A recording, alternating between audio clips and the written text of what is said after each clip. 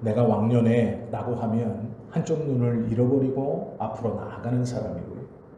아예 과거를 기억하지 못하면, 즉 올챙이적 생각을 하지 못하면 두 눈을 다 잃어버리고 앞으로 나아가는 어리석은 사람이다라는 것이 러시아 속담에 있다. 5장은 과거를 넘어서는 신앙인의 모습이 무엇인가에 대해서 기록하고 있고, 특별히 과거를 넘어설 수 있는 이유에 대해서 기록합니다. 그것을 한 글자로 우바르신이라고 말할 수 있습니다. 우리가 5장 전반부에 지난주에 보았던 것은 욕망의 잔치입니다. 벨사살 왕은 자신의 권위와 권세를 내세우고 자랑하기 위해서 귀족과 황족 1000명을 모으고 왕궁에서 잔치를 벌였습니다. 그 잔치가 얼마나 흥에 겨웠고 얼마나 만족스러웠는지는 모르지만 이 잔치 말미에 그가 명령하기를 왕궁 보물창고에서 이스라엘 성전을 무너뜨릴 때 빼앗아온 그들이 섬기는 하나님께 제사 드렸던 그릇과 금 그릇을 다 내어오라.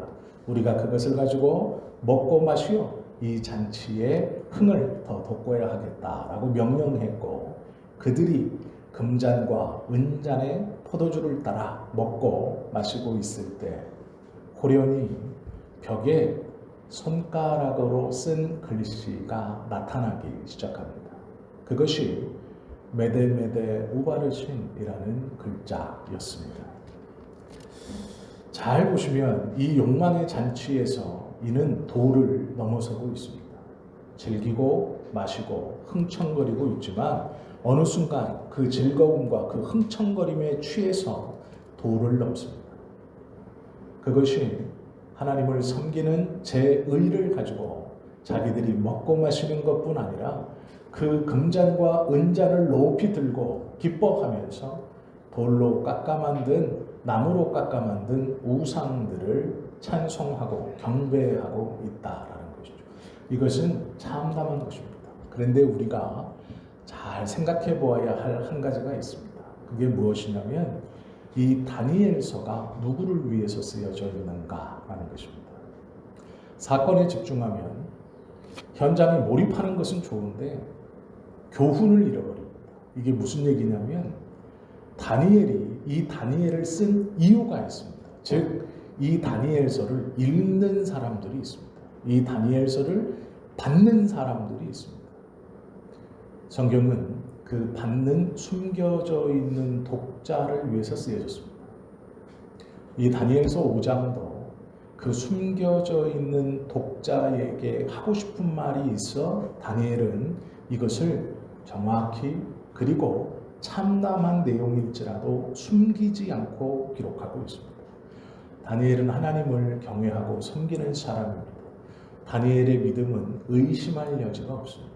그런데 그런 다니엘이 하나님이 모욕받으시는 것을 숨기지 않고 씁니다. 좋은 말로 돌리거나 미화하지 않습니다. 왜 그러냐면 의도가 있기 때문입니다.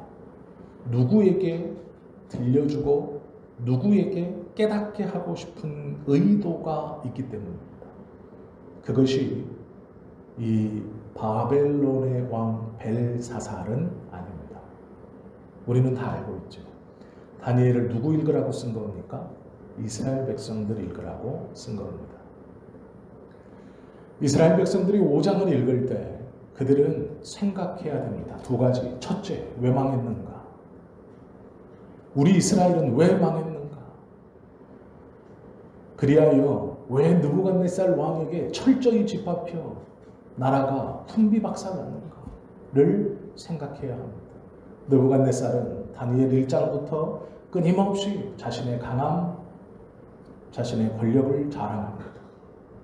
중간중간 하나님께서 개입하셔서 겸손하라 경고하지만 듣지 않습니다. 신상을 세워 경배하게 하고 풀무를 만들어 믿는 자를 집어던지고 그 안에서 하나님의 경고를 듣지만 절대로 돌아서지 않습니다. 그럼 그 느부갓네살 읽으라고, 그 느부갓네살 보라고? 아닙니다. 그 다음 느부갓네살이 죽고 그의 손자인 벨사살이 왕이 됐습니다. 그때에도 하나님은 이가 어떻게 하는지를 두고 보십니다. 왜 두고 보십니까? 벨사살 때문에 아닙니다. 이스라엘 때문입니다. 이스라엘은 1장부터 5장까지 읽어오면서 뼈저리게 되새기고 다시 한번 생각해 보아야 했습니다. 왜 우리나라가 망했는가? 왜 내 나라가 망하여 포로로 끌려올 수밖에 없었는가? 그리고 5장의 중반에 이르러 그 벨사살이 하나님께 경배하고 하나님께 제사하던 은그릇과 금그릇을 가져다가 포도주를 따라 자기들이 마시고 참남하게도 그의 입으로 그 술잔을 쥔 채로 다른 여러 말도 안 되는 우방신을 이방신들을 찬양하는 것을 읽으며 그들은 고민하고 후회하고 눈물 흘렸어야 했습니다. 왜 이렇게 망가졌는가? 하나님을 섬기던 그릇을 가지고 왜 저들이 술에 취해 먹고 마시며 이방신을 찬양하게 되었는가? 왜 나의 하나님은 이런 모욕을 당하시는가? 다니엘은 이스라엘 백성들에게 하고 싶은 말이 있었습니다. 우리나라가 왜 망했는지 생각해보라. 우리의 하나님이 왜 모욕을 당하는지 생각해보라. 그것이 이 사건입니다. 이스라엘 백성들이 이 글을 읽을 때 그들은 마음이 무거웠을 겁니다. 왜 망했는지 알죠. 하나님을 떠나고 자기의 소견에 오른 대로 행하였기 때문이고 하나님의 말씀은 지키지 않고 민족과 민족이 나누어서 서로 잘났다고 싸웠기 때문입니다. 이방신을 섬기며 하나님을 멀리했기 때문입니다. 몇 번의 경고에도 돌아오지 않았기 때문입니다. 그 결과는 처참했습니다. 나라는 망하고 젊은이들은 포로로 끌려갔고 하나님의 성전은 회파되고 하나님의 기물들은 이방 왕과 그의 귀족들의 손에 한낱 포도주를 따라 마시는 잔으로 전락해 버렸습니다. 이스라엘은 알고 있습니다. 무엇 때문인지, 왜 그런 것인지 알고 있습니다. 다니엘은 그들에게 경고합니다. 과거를 기억해라. 우리가 망하게 된 이유를 기억해라. 하나님이 모욕을 당하시게 된 이유를 기억해라. 그래서 이 사건을 숨김없이 가감없이 그대로 기록합니다. 벨사살 정신 차려라가 아니고요. 이스라엘 백성들아 과거를 기억해라. 그럼 과거만 기억하면 됩니까? 아이고 그랬지. 후회하고만 있으면 됩니까? 그렇지 않죠. 오늘 본문은 과거를 기억하는 사람에게 하나님께서 어떠한 경고를 주시는가에 대한 내용입니다. 그 내용은 손가락에 나타나고 벽에 글씨를 씁니다. 메네 메네 데겔 우바르시이라는 글자입니다. 욕망의 자취를 벌이던 이 왕을 비롯한 천여 명의 사람들은 두려웠습니다. 무서웠습니다. 내가 세상의 것들을 다 가졌다. 내가 제일 높다. 내가 제일 잘났다. 내가 제일 큰 권력을 가졌다라고 자랑하며 즐기고 마시던 그들은 손가락 하나의 두려움에 떨었습니다. 그리고 그 손가락에 쓴 글씨에 두려워하고 무서워했습니다. 그것이 무슨 뜻인지, 이 손가락이 왜 나타났는지, 어떠한 의미로 이것이 지금 내 눈에 일어나고 있는지를 몰랐기 때문입니다. 그때 왕비가 나와 다니엘을 불러오면 됩니다라고 추천합니다. 이 왕비는 벨사살의 할머니입니다. 즉 느부갓네살의 부인입니다. 느부갓네살이 젊은 시절 꿈을 꾸고 어떻게 해야 될지를 알지 못할 때 다니엘이 나와서 그 꿈을 해석해주고 총리가 되었던 사건을 기억하는 여인입니다. 그 여인이 두려움에 떠는 신비한 일이 벌어지자 다니엘을 불러와 해석하게 하십시오라고 추천하고 이 벨사살 왕은 그 할머니 왕비의 권유에 따라서 그렇게 하겠습니다 하고 다니엘을 불러옵니다. 다니엘이 불려와서 그 뜻을 해석하는데 너무도 쉽고 또 너무도 두려운 말을 하고 있습니다. 우리 하나님이 왕을 저울에 달아 이미 판결하셨습니다. 왕은 부족했습니다. 왕의 나라는 멸망할 것입니다. 이것이 해석입니다. 다른 해석은 없습니다. 고민하지도 않습니다. 며칠 걸리지도 않습니다. 그 자리에서 바로 해석해 줍니다. 우리의 하나님이 왕을 저울에 달아 보았습니다. 평가하셨습니다. 평가는 끝났습니다. 왕은 부족합니다. 그래서 왕의 나라는 멸망할 것입니다. 이것이 해석입니다. 그럼 이 해석을 이제라도 벨사살 왕이여 정신 차리십시오라고 준 게 아니고요. 이스라엘 백성들아 기억해라. 너희의 과거를 그리고 하나님이 어떻게 하시는가를 보아라 라는 것이죠. 우리에게도 마찬가지죠. 하나님을 믿는 자들아 보아라. 과거를 기억해야 한다. 그리고 지금을 살아가야 한다. 또한 미래를 기대해라. 우리의 하나님이 어떻게 하시는지를 보아라 라는 것이죠. 이 본문과 비슷한 본문이 신약에 있습니다. 예수님께서 한 성에 들어가셨고 그 성에 수가라는 동네에 이르렀을 때 목이 말랐습니다. 우물가에 가셨고 한 여인이 물을 길고 있었습니다. 그 여인과의 대화 속에 이 여인이 예수님께 묻습니다. 내가 보니 당신은 선지자입니다. 그러면 제가 궁금해하고 제가 평소부터 알고 싶어 했던 것이 있습니다. 어느 곳에서 예배를 드리는 것이 옳습니까? 우리의 선조들은 예루살렘 성에서 예배를 드렸고 지금 북왕국의 왕은 예루살렘 성까지 갈 것 없고 가까운 산당에서 예배 드리면 된다고 합니다. 크신 하나님이 어느 곳에나 있으니 굳이 예루살렘 남유다의 땅으로 갈 필요가 없다라고 가르치고 많은 사람들은 그곳에 가서 예배하고 있습니다. 도대체 선지자인 당신께서 어느 곳에서 예배하는 것이 옳은가 맞는가를 말씀해 주십시오. 예수님이 뭐라고 하십니까? 어느 곳인가는 중요하지 않다.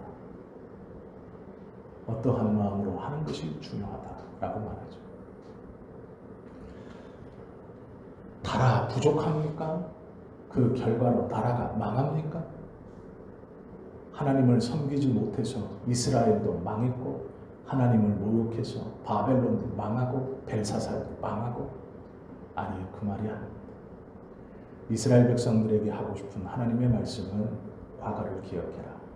그러나 오늘 이 경고의 말씀 메네 메네 데겔 우바르신이라는 경고의 말씀을 너희는 기억해라. 그러나 차이점이 하나 있습니다. 메네 메네 데겔 우바르신이라는 말은 하나님께서 당신을 저울에 달아보아 부족하여 당신의 나라를 망하게 결정하셨고 그리하실 것입니다. 이게 다 수동태입니다. 수동태라는 말은 강제적이라는 뜻입니다. 강제적이라는 말은요, 나는 원하지 않는데 남이 나에게 그렇게 하는 것을 수동태라고 합니다. 내가 좋아서가 아니라 싫은데, 나는 하기 싫은데, 움직이기 싫은데, 나는 행동하기 싫은데 어떠한 사람, 나보다 힘이 센 사람이 강제로 그리하겠다라는 것입니다. 요 메네메네 데겔 우바르신이라는 단어는 다 수동태입니다. 왕이여, 당신은 당신이 원치 않은데 저울에 달아졌습니다. 당신이 원치 않는데 당신은 평가를 받았습니다. 당신이 원치 않지만 당신은 부족하다고 판결되었습니다. 당신이 원치 않지만 당신의 나라는 망할 것이라 결정되었습니다. 이스라엘 백성들에게 하나님은 과거를 기억하라 말합니다. 망할 것이다. 부족했다. 결정되었다. 그런데 문제는 이 사람과 즉 벨사살과 우리와는 차이가 있습니다. 무엇이 차이입니까? 하나가 있죠. 우바르신이 있고 없고의 차이입니다. 어디까지 다 똑같냐면 메네 즉 카운트하시고 데겔 부족하다 결론 내시고 이 결과는 우바르신 망한다. 그런데 하나님은 우리에게 매네 달아보셨습니다. 즉 카운트 하셨습니다. 대개 평가 끝냈습니다. 부족합니다. 여긴 똑같습니다. 우리도 하나님의 말씀을 알고 은혜를 기억하지만 우리의 욕심에 따라 내 상황과 환경과 여건에 따라 주님께서 기뻐하지 아니하신다는 걸 알면서도 행할 때도 있고 모르면서 행할 때도 있습니다. 매네 카운트 하셨습니다. 대개 달아보셨습니다.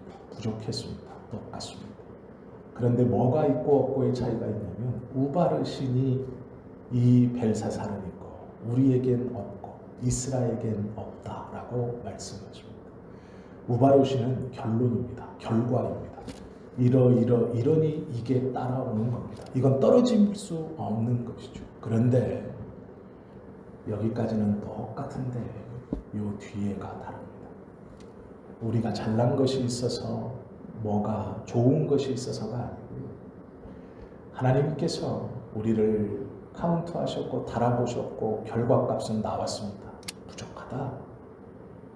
그런데 벨사살은 우바르신 망할 것이다 라는 것이고 우리는 아직 우바르신이라는 것이 없다라는 것이죠. 달아보았고 부족함은 똑같고 내가 잘나고 그것을 막을 능력이 없지만 하나님은 그 결론을 내지 않고 있다라는 것입니다. 이스라엘에게 하고 싶은 말은 이것입니다. 과거를 기억해라. 하나님은 달아보신다. 너희들은 부족하다. 그러나 우바르신이 아직 오지 않았다. 벨사살에게 왔습니다. 왜 그럽니까? 6장에 보면 벨사살의 나라가 망하고 다리오가 등장합니다. 다리오는 이 바벨론을 멸망시킨 메대와 페르시아 연합군을 일컬어 이 페르시아 지방을 지배했던 첫 번째 왕의 이름입니다. 이게 무슨 말이냐면 5장에서 6장에 넘어가면서 페르시아는 바로 망했다는 뜻입니다. 이 경고를 받고 부족했다라는 이 경고, 당신의 나라는 망할 것이다 라는 경고가 떨어지고 그날 저녁 어떤 일이 벌어지느냐? 30절 그날 밤에 갈대아 왕 벨사살이 죽임을 당하였고 메대 사람 다리오가 나라를 얻었는데 그때에 다리오는 62세였더라 라고 말합니다. 나라가 완전히 바뀌었습니다.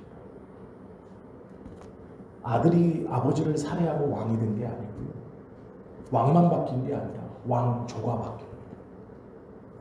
고려라는 나라가 망하고 조선이라는 나라가 들어선 겁니다. 하루아침에.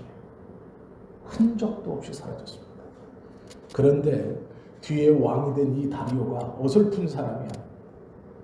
자신의 제국을 곧바로 120개의 도로 나누어서 지방관을 파송하고 3명의 총리를 세워 제국의 위상을 뽐냅니다.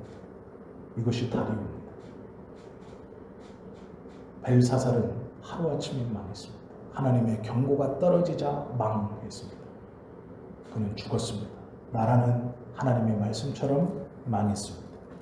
일어설 수 없게 되었죠. 가능성이 없습니다. 하나님의 진노가 임했고 그것은 망함의 결과로 드러났습니다. 5장 16절을 보시면 재미있는 글이 있습니다. 5장 16절에 이 벨사살 왕이 다니엘을 불러서 이렇게 말합니다. 내가 내게 대하여 들은즉 너는 해석을 잘하고 의문을 푼다 하도다. 그런즉 이제 내가 이 글을 읽고 그 해석을 내게 알려주면 너에 대한 소문은 내가 이미 들었다.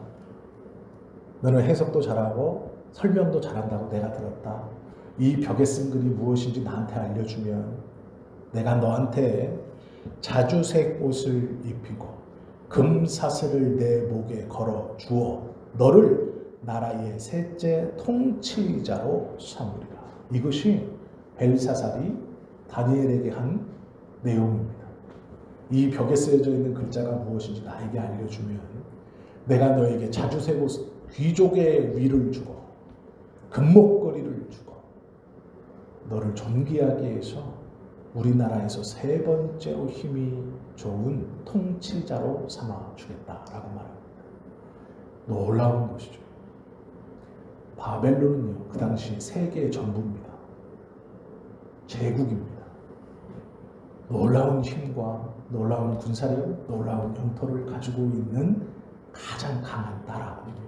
지금으로 말하면 미국 곱하기 10배 정도 생각하시면 됩니다. 그 나라의 세 번째 통치자를 삼아주겠다 말을 한 것이죠. 다니엘이 어떻게 말하는지 우리는 알고 있죠. 17절. 다니엘이 왕에게 대답하여 이르되, 저 같으면 감사합니다. 받았을 겁니다. 그런데 다니엘은 좀 다릅니다. 왕의 예물은 왕이 친히 가지시며 왕의 상급은 다른 사람에게 주옵소서. 그럴지라도 내가 왕을 위하여 이 글을 읽으며 그 해석을 아뢰리이다. 필요 없습니다. 상징적으로 세상에서 제일 힘이 좋고 모든 것을 다 가지고 있다는 이 벨사살 왕이 다니엘을 불러 이것 하나 정확하게 나에게 설명해 주면 내가 너에게 높은 귀족의 위를 주고 금목걸이를 걸어주어 너를 빛나게 하고 너를 이 강대한 나라의 세 번째 통치자로 삼아주겠다라고 했는데 다니엘은 그 이야기에 대해서 거절합니다. 자주세 곧 왕 입으세요. 높은 직위 원하는 사람 주세요. 저는 관심 없습니다. 그러나 이 글은 해석해 드릴게요. 세상에서 쟁취해라 하는 것도 아니고 준다라고 말했습니다. 그런데 거절합니다. 없어도 됩니다. 괜찮습니다. 다니엘은 어떻게 이렇게 살 수 있을까요? 어떻게 이렇게 거절할 수 있을까요? 과거를 기억했기 때문에 무엇이 중요한지 아는 거예요. 지금 이 벨세살이 나한테 주는 자주세 곧 금으로 된 목걸이, 높은 권한 다 소용없는 거예요. 이 글을 읽는 순간 이 사람이 베푸는 어떠한 것도 아무 소용이 없는 거예요. 우리가 하나님의 은혜와 하나님의 말씀을 깨닫는 순간 세상에서 우리를 유혹하기 위해서 우리에게 손 내밀고 내가 너에게 주겠다. 너는 마음껏 누리고 취하라라는 건 다 소용없다는 걸 알게 되는 거예요. 이것이 믿음의 사람이고 이것이 지혜로운 사람입니다. 다니엘은 거절합니다. 원하는 사람한테 주세요. 저는 괜찮습니다. 그러나 해석해 드릴게요. 하나님이 왕을 저울에 달았고 왕은 부족하다 판결을 받았고 왕의 나라는 망할 것입니다. 나라가 망한다는 걸 알고 있는 다니엘이 곧 망할 이 나라의 왕이 베푸는 자주세고 금목걸이 높은 지위 소용이 있습니까? 없죠. 유혹거리가 되지 못하죠. 그건 거래거리가 되지 못하죠. 아무런 기쁨, 만족, 자랑이 되지 못하죠. 왜요? 곧 죽습니다. 죽는 것뿐만 아니라 나라가 망해요. 그걸 압니다. 모든 고난이 하나님의 손 안에 있고 하나님의 심판의 말씀이 떨어졌다는 걸 알죠. 우리는요. 우리도 귀에 딱지가 않도록 들었죠. 하나님의 나라가 있습니다. 그 나라에 우리는 들어갈 겁니다. 이 땅은 소풍 온 곳입니다. 이 땅에서 주님의 말씀 잘 지키고 잘 전하다 주님이 부르시면 그날 가면 됩니다. 다 사모하고 다 알죠. 그런데 우리는 자주세 옷도 갖고 싶고 금목걸이도 차고 싶고 높은 관직에도 올라가고 싶죠. 하루라도 해보고 싶죠. 한 번이라도 입어보고 싶죠. 한 번이라도 차보고 싶죠. 소용없다는 거 모르는 거 아니에요. 알지만 하나님 나도 한번 입어보고 나도 한번 차보고 나도 한번 올라가 보고 뭐가 나쁩니까? 나도 한번 이제 곧 망할 나라 내가 한 번도 못 누려봤는데 하나님도 한 번 좀 누리게 해주시면 안 됩니까? 그렇게 원하는 것이 우리들의 모습이죠. 다니엘은 거절합니다. 소용이 없다는 걸 알아요. 원하지 않습니다. 왕이 가지십시오.